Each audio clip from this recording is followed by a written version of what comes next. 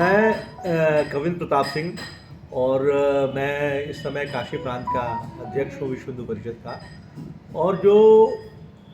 विश्व हिंदू परिषद की गतिविधियाँ उसका एक हम लोग का प्रकल्प है गोरावल में,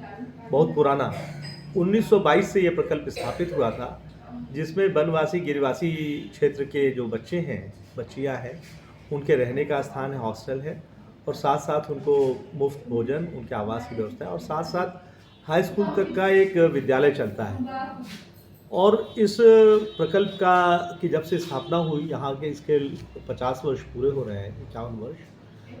और इसका एक रजत जयंती समारोह भी बनाने की बात हो रही है। और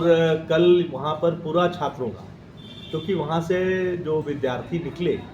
जिन्होंने वहाँ रह कर के शिक्षा ली उस स्कूल से और उस हॉस्टल में रहे, तो उनके 300 लोगों का पूरा तत्व जो छात्र हैं उनको बुलाया गया था। और यह जानकर के बहुत खुशी हुई कि वहाँ के बहुत सारे लड़के डॉक्टर्स हैं जो एमडी हैं, एमबीबीएस हैं, बहुत सारे लोग प्रोफेसर्स हैं, बहुत सारे लोग सरकारी नौकरियों में हैं, और बड़ी संख्या में लोग कृषि कार्यों में भी लगे हैं। तो उनको इकट्ठा करके कैसे उस प्रकल्प को और आगे ले जाया जाए, वहाँ पर यह योजना है कि एक अच्छा हॉस्टल लड़कियों का,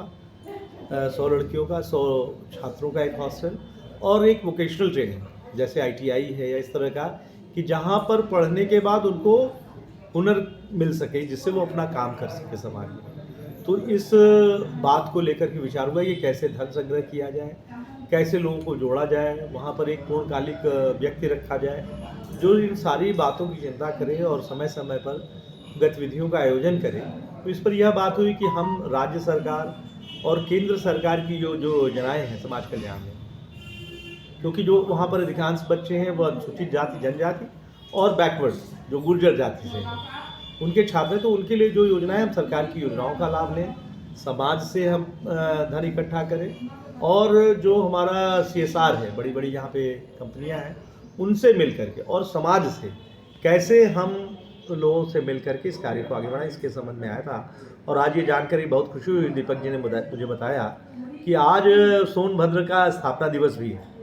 4 मार्च 1989 को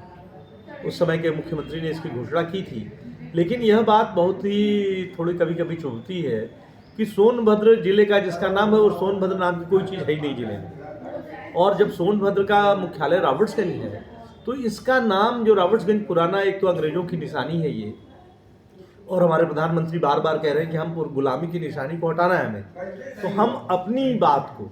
अपनी पहचान को किस तरह से स्थापित करें। तो सोनभद्र जो रॉबर्ट्सगंज में स्थित है, रॉबर्ट्सगंज कस्बे का नाम इस समय सोनभद्र नगर होना चाहिए, क्योंकि ये बड़ा विरोधाभासी। लोग पूछते हैं सोनभद्र कहाँ है, और ये समझाने में बहुत मुश्किल आती है सोनभद्र है कहाँ, वो रॉबर्ट्सगंज में है, तो रॉबर्ट्सगंज का ही नाम सोनभद्र नगर रख दिया जाए। तो ये जो दुविधा है, जो लोगों को कन्फ्यूजन होता है, वो एक समाप्त हो, और गुलामी का जो नाम है वो ख़त्म हो, और सोनभद्र जब कस्बा होगा जो सोन के किनारे है, तो यहाँ के लोगों में भी आत्मसम्मान और आत्मगौरव बढ़ेगा। और सोन से जो हमें पानी का, जो एक बहुत प्रचुर मात्रा में जल का स्रोत है, उसके जल का भी हम उपयोग कर पाएंगे। सोन नदी का की जो हमारी पहचान है वह भी मजबूत होगी।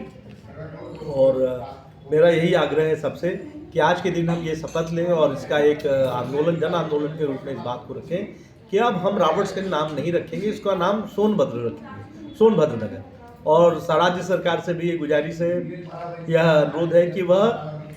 रॉबर्ट्सगंज की जगह सोनभद्र नगर इसका नाम रख दे। यहाँ के पोस्ट ऑफिस, यहाँ के सारे विद्यालय, यहाँ की सारी सरकारी मशीनरी जैसे यहाँ पर सोनभद्र नगर के नाम से जानी जाए, तो हम एक अच्छा काम कर सकेंगे आज के दिन। धन्यवाद।